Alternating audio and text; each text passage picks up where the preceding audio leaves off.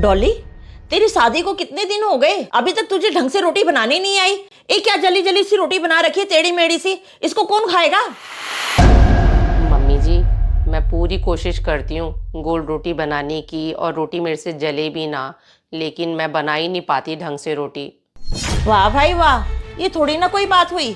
मैं जब 10 साल की थी तब से मैं गोल गोल रोटी बढ़िया बनाती थी, वो भी चूल्हे पे। और तू इतनी बड़ी घोड़ी हो गई है, तुझे अभी तक ढंग से रोटी बनाने नहीं आती है। मैंने 100 बार तुझे रोटी बनानी सिखा दी, लेकिन तेरे मोटी दिमाग में बैठती नहीं है कोई भी बात। मम्मी जी, आप ऐसे मत बोलो। आपको तो बहुत अच्छे से पता है, जब मैं 5 साल की थी मेरी मम्मी की डेथ हो गई थी। और आपको तो पता ही है, ये सारे घर के काम एक माँ ही अपनी बेटी को सिखाती है।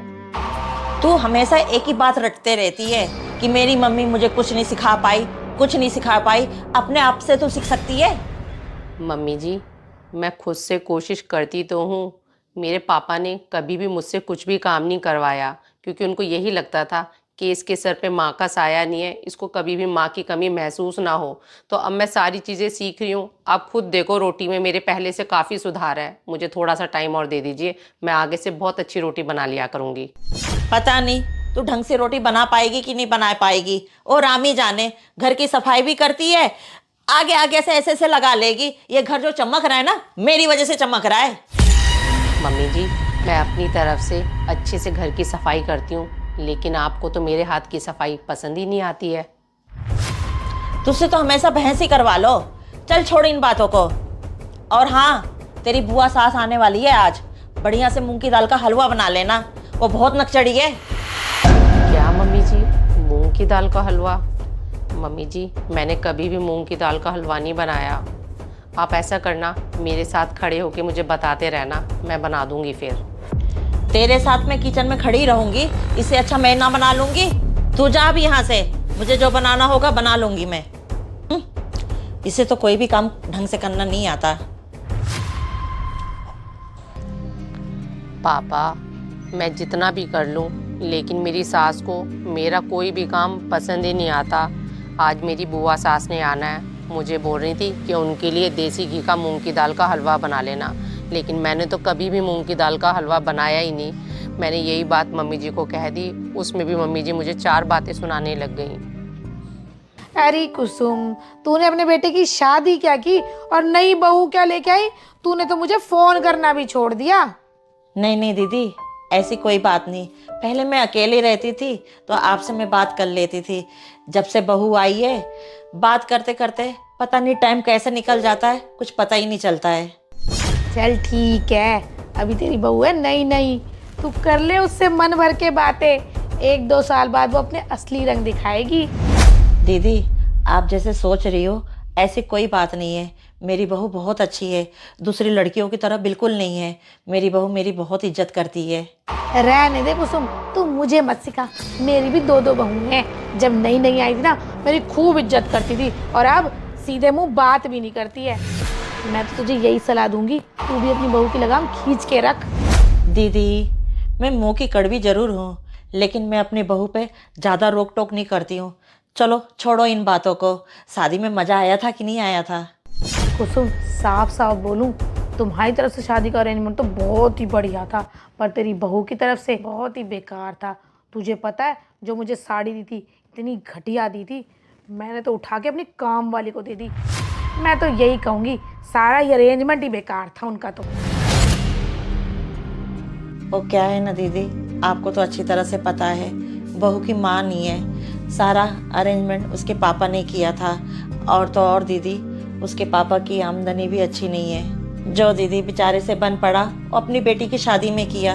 खैर दीदी, इन बातों को छोड़ो। मुझे अच्छी बहू चाहिए थी, वो मुझे मिल गई।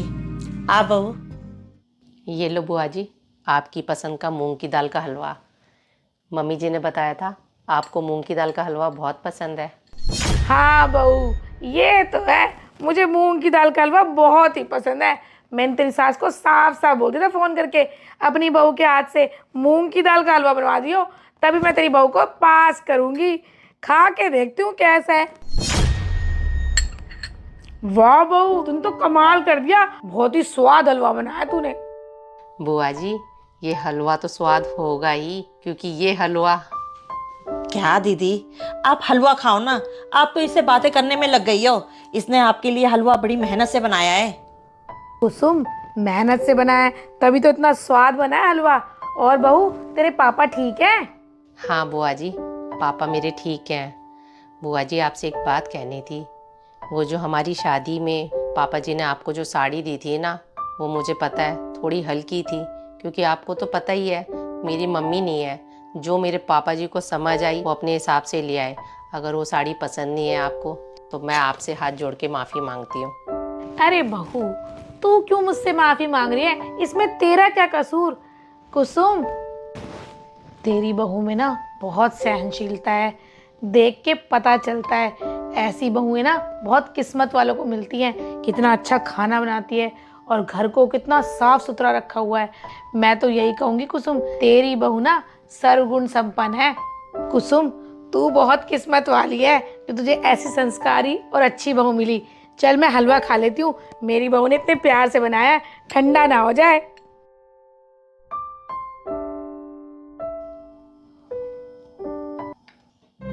मम्मी जी, हाँ डॉली। मम्मी जी, एक बात बताओ, मूंग की दाल का हलवा तो आपने बनाया था, लेकिन आपने बुआ जी के सामने झूठ क्यों बोला कि मूंग की दाल का हलवा मैंने बनाया? डॉली, मैं मुंह की कड़वी जरूर हूँ, लेकिन मैं तुझे अपनी बेटी मानती हूँ।